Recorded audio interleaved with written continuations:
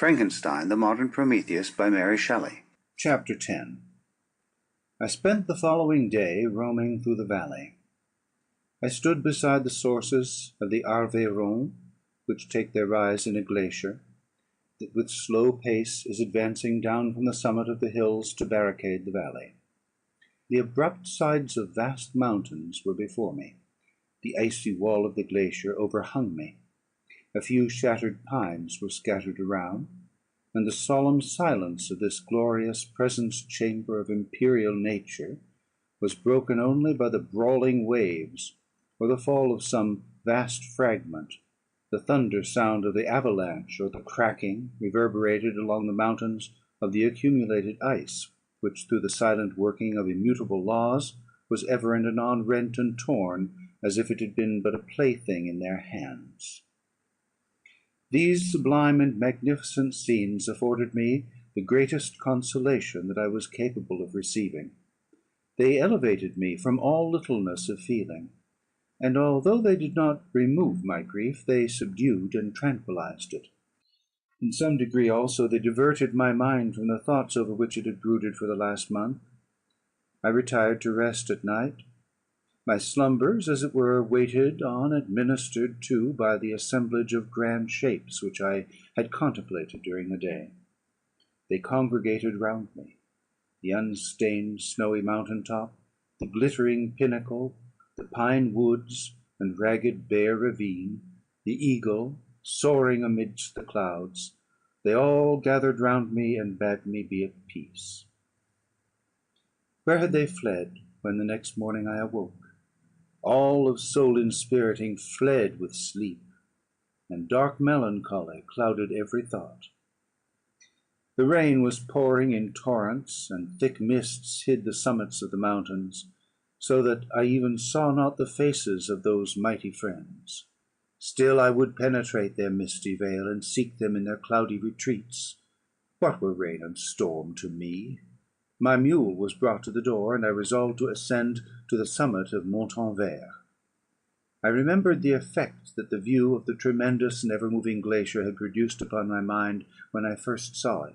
It had then filled me with a sublime ecstasy that gave wings to the soul, and allowed it to soar from the obscure world to light and joy. The sight of the awful and majestic in nature had indeed always the effect of solemnizing my mind, and causing me to forget the passing cares of life. I determined to go without a guide, for I was well acquainted with the path, and the presence of another would destroy the solitary grandeur of the scene. The ascent is precipitous, but the path is cut into continual and short windings, which enable you to surmount the perpendicularity of the mountain. It is a scene terrifically desolate. In 1,000 spots the traces of the winter avalanche may be perceived, where trees lie broken and strewed on the ground, some entirely destroyed, others bent, leaning upon the jutting rocks of the mountain, or transversely upon other trees. The path, as you ascend higher, is intersected by ravines of snow, down which stones continually roll from above. One of them is particularly dangerous, as the slightest sound, such as even speaking in a loud voice, produces a concussion of air sufficient to draw destruction upon the head of the speaker. The pines are not tall or luxuriant, but they are sombre, and add an air of severity to the scene. I looked on the valley beneath. Vast mists were rising from the rivers which ran through it, and curling in thick wreaths around the opposite mountains, whose summits were hid in the uniform clouds, while rain poured from the dark sky, and added to the melancholy impression I received from the objects around me. Alas, why does man boast of sensibilities superior to those apparent in the brute? It only renders them more necessary beings. If our impulses were confined to hunger, thirst, and desire, we might be nearly free. But now we are moved by every wind that blows, and a chance word, or scene that word may convey to us. We rest, a dream has power to poison sleep. We rise, one wandering thought pollutes the day. We feel, conceive, or reason, laugh or weep, embrace fond woe, or cast our cares away, it is the same; for, be it joy or sorrow, the path of its departure still is free. Man's yesterday may ne'er be like his morrow; naught may endure but mutability.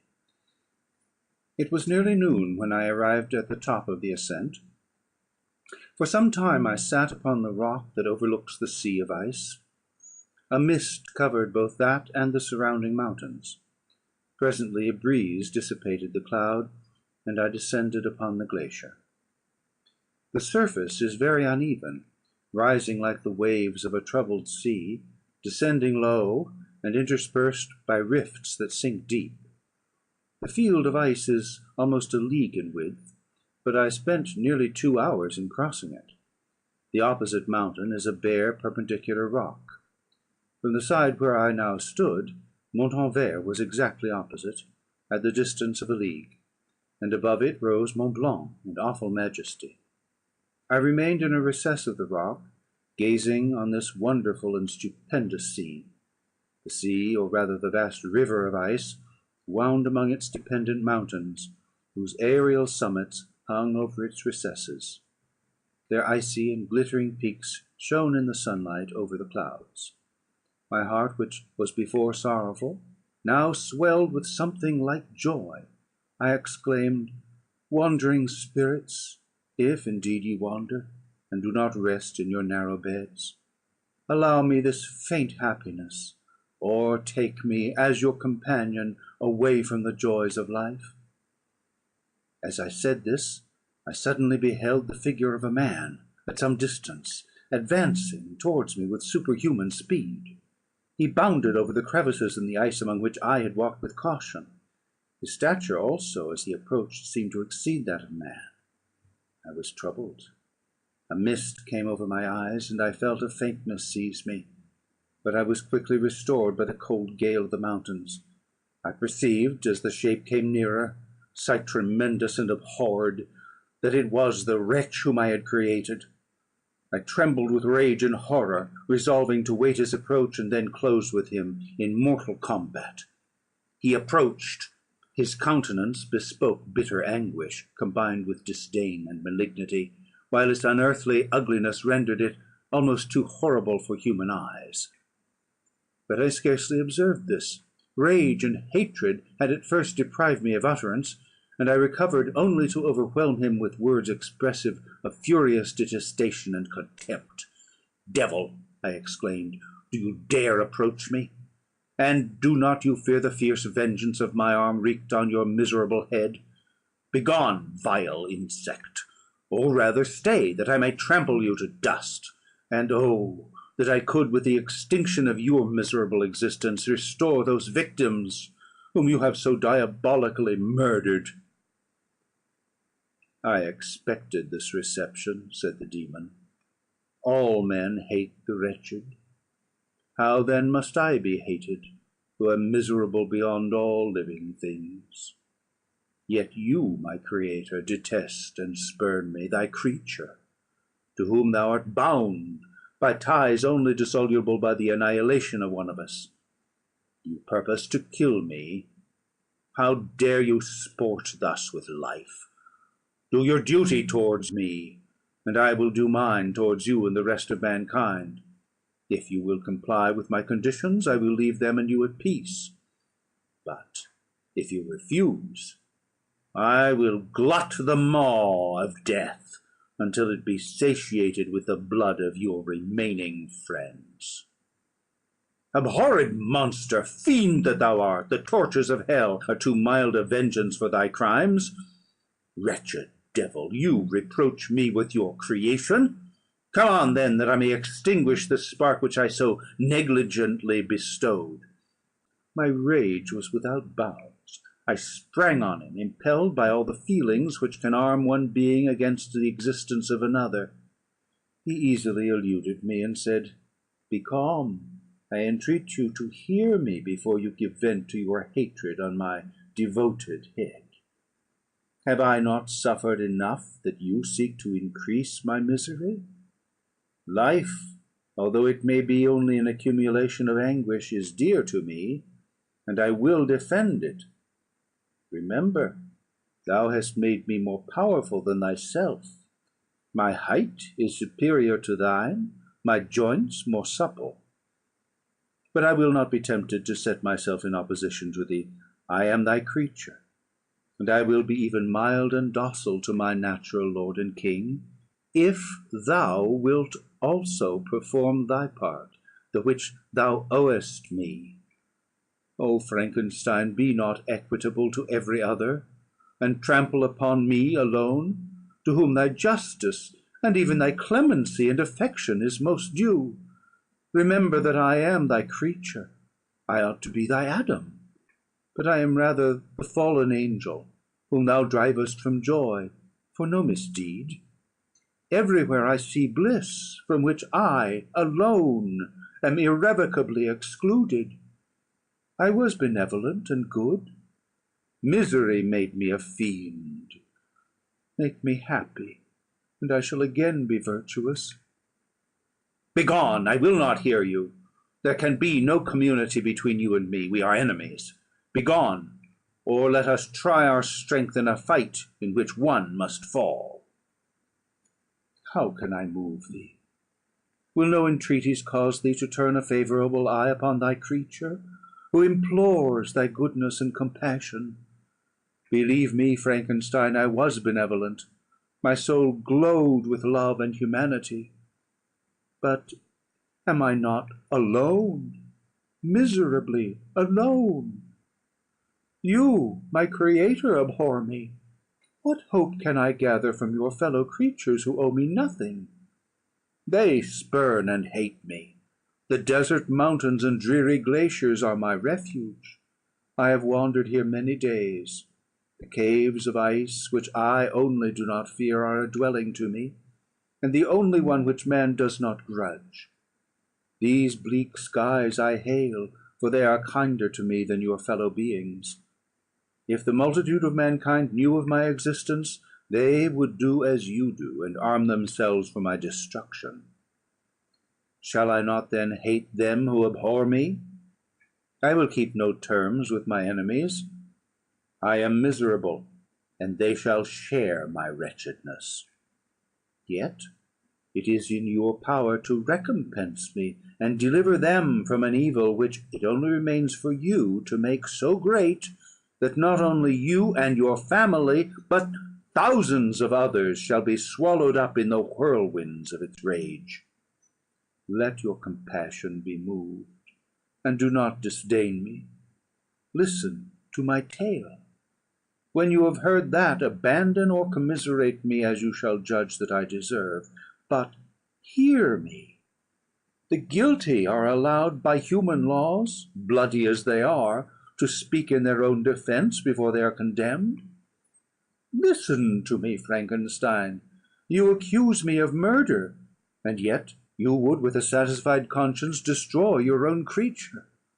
Oh, praise the eternal justice of man. Yet I ask you not to spare me. Listen to me, and then, if you can, and if you will, destroy the work of your hands. Why do you call to my remembrance, I rejoined, circumstances of which I shudder to reflect, that I have been the miserable origin and author? Cursed be the day, abhorred devil, in which you first saw light. Cursed, although I curse myself, be the hands that formed you. You have made me wretched beyond expression. You have left me no power to consider whether I am just to you or not. Begone! Relieve me from the sight of your detested form. Thus I relieve thee, my creator, he said, and placed his hated hands before my eyes, which I flung from me with violence. Thus I take from thee a sight which you abhor. Still thou canst listen to me, and grant me thy compassion. By the virtues that I once possessed, I demand this from you. Hear my tale. It is long and strange, and the temperature of this place is not fitting to your fine sensations. Come to the hut upon the mountain. The sun is yet high in the heavens. Before it descends to hide itself behind yon snowy precipices, and illuminate another world, you will have heard my story, and can decide. On you it rests whether I quit for ever the neighbourhood of man, and lead a harmless life, or become the scourge of your fellow creatures, and the author of your own speedy ruin." As he said this, he led the way across the ice. I followed. My heart was full, and I did not answer him. But as I proceeded, I weighed the various arguments that he had used, and determined at least to listen to his tale. I was partly urged by curiosity, and compassion confirmed my resolution. I had hitherto supposed him to be the murderer of my brother, and I eagerly sought a confirmation or denial of this opinion. For the first time also, I felt what the duties of a creator towards his creature were, and that I ought to render him happy before I complained of his wickedness. These motives urged me to comply with his demand. We crossed the ice, therefore, and ascended the opposite rock. The air was cold, and the rain again began to descend. We entered the hut, the fiend with an air of exultation, I with a heavy heart and depressed spirits. But I consented to listen, and seating myself by the fire which my odious companion had lighted, he thus began his tale. End of Part 14 of Frankenstein. Recording